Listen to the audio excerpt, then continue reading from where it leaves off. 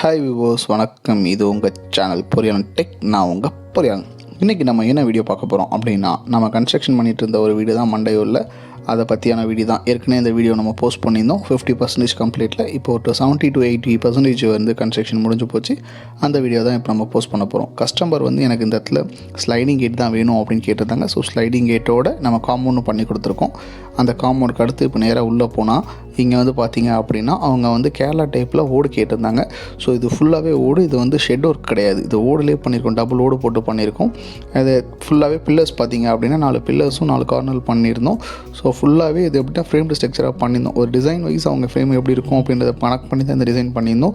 கீழே வந்து நம்ம டைலிங் பண்ண கேட்டாங்க. அதுக்கு பதிலாக பேவர் பிளாக்ஸ் பண்ணியிருக்கோம். ஏன்னா பேவர் பிளாக்ஸ் நம்மளோட ஓன் ப்ராடக்ட்டே பண்ணிகிட்ருக்கோம். யாத் பேவர் பிளாக்ஸ் அப்படின்றது புதுசாக கம்பெனி நம்ம ஸ்டார்ட் பண்ணியிருக்கோம். இதே மாதிரி இன்டர்லாக்ஸ் இருக்கட்டும், யூபிவிசி விண்டோவாக இருக்கட்டும், எல்லாமே நம்ம ஓன் மேனுஃபேக்சரிங் பண்ணிகிட்டு இருக்கறனால நம்ம காஸ்ட்டை கட் அவுட் பண்ண முடியுது. ஈஸியாக கஸ்டமருக்கு ஒரு ரீசனபிள் ப்ரைஸ்லவே பண்ணித்தர முடியுது. இப்போ வீட்டுக்குள்ளே போனீங்க அப்படின்னா ஃபஸ்ட்டு டீ கூட் இருக்கும். டீ கூட்டை கிராஸ் பண்ணி உள்ளே போனீங்கன்னா ஒரு சின்ன வரண்டா மாதிரி ஒரு பிளேஸ். இதோட சைஸ் வந்து ஒரு 6x10 அப்படின்ற ரேஞ்சில் இருக்கும். அது வந்து பார்த்திங்கன்னா உள்ள வாஸ்துக்காக நம்ம பண்ணியிருக்கோம். சவுத் ஃபேஸிங்னால கிச்சன் வந்து எனக்கு அக்னி மூலையில் தான் வேணும்னு கஸ்டமர் கேட்டால் பியூர் வாஸ்துவில் பண்ணியிருக்கோம். ஸோ அதனால் எங்கேயுமே வந்து டிஸ்டர்ப் எதுவுமே ஆகாமல் பண்ணி கொடுத்துருக்கோம்.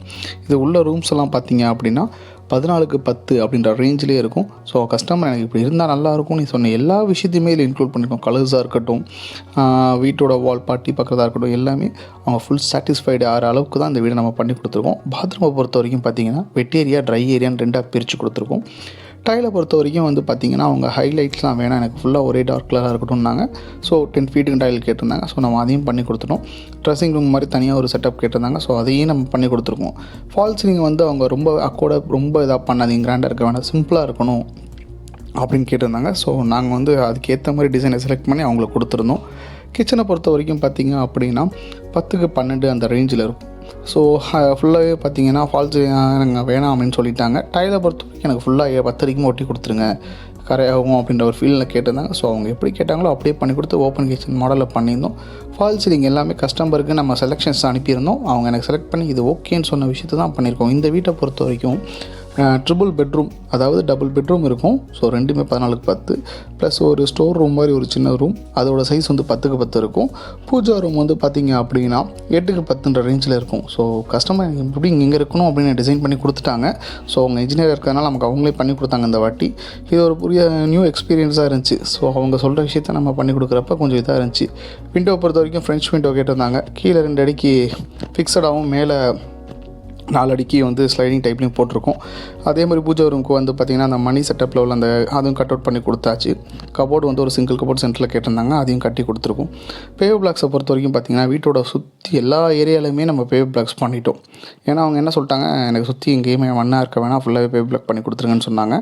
ஸோ பைப்பிங்கை பொறுத்த வரைக்கும் எல்லாத்தையுமே உள்ள இன்பில்டாக புதைச்சி கொடுத்துட்டு அதுக்கு மேலே நம்ம வந்து மேலே ஃபுல்லாகவே வந்து பேவ் பிளாக்ஸை நம்ம இது பண்ணிட்டோம். பேக் சைடில் வந்து பார்த்திங்க அப்படின்னா ஸ்டெப் இருக்குது இந்த வீட்டுக்கு. அதுக்குமே நம்ம எஸ்எஸ் தான் போட்டு கொடுத்துருக்கோம். பாத்ரூம் ஒன்றுக்கு பின்னாடி கேட்டாங்க. ஸோ பாத்ரூம் ஒன்று இருக்கட்டும், தனியாக எங்கே போய்ட்டு வந்து யூஸ் ஆகும் அப்படின்னு கேட்டிருந்தாங்க. ஸோ அந்த பாத்ரூமுமே நம்ம பின்னாடி கட்டி கொடுத்துருக்கோம். வீடை சுற்றியுமே வந்து பார்த்திங்க அப்படின்னா பேவர் பிளாக்ஸ்க்கு நம்ம கீழே வந்து கட்டி நம்ம இந்த சைடில் சரிஞ்சிடாமல் இருக்கிறதுக்கு ரெடி பண்ணி கட்டி கொடுத்துருக்கோம். நமக்கு லேபர்ஸ் எல்லாமே நம்ம ஓன் லேபர்ஸ் அப்படின்றதால முடிச்ச அளவுக்கு காஸ்ட்டை கம்மியாகவே பண்ணி கொடுத்துருக்கோம். நிறைய பேர் கேட்குறாங்க, நீங்கள் காஸ்ட் கம்மியாக பண்ணி தரீங்க, ஸோ குவாலிட்டி வைஸ் எதுவும் இது பண்ணுறீங்களான்னு. ஸோ அப்படி இல்லை, லேபர்ஸை முடிஞ்ச அளவுக்கு நம்மளோட ஓன் லேபர்ஸ் அப்படின்றனால நம்ம காஸ்ட் அவுட் வந்து ஈஸியாக கட் அவுட் பண்ணிடுறோம். ஓகே, நம்ம வீடியோவோட எண்டுக்கு வந்துட்டோம். இது மாதிரி கன்ஸ்ட்ரக்ஷன் உங்களுக்கு திருச்சி, தஞ்சாவூர், புதுக்கோட்டை அந்த மாதிரி எந்த ஏரியாவில் பண்ணணுன்னாலும் எனக்கு கால் பண்ணுங்கள். நான் உங்களுக்கு கட்டாயமாக பண்ணித்தரேன். நெக்ஸ்ட் ஏரியாவில் ஒரு புது பில்டிங்கை பற்றி வீடியோ பார்ப்போம். ஓகே வியூவர்ஸ், நெக்ஸ்ட் வீடியோவில் நம்ம சந்திப்போம்.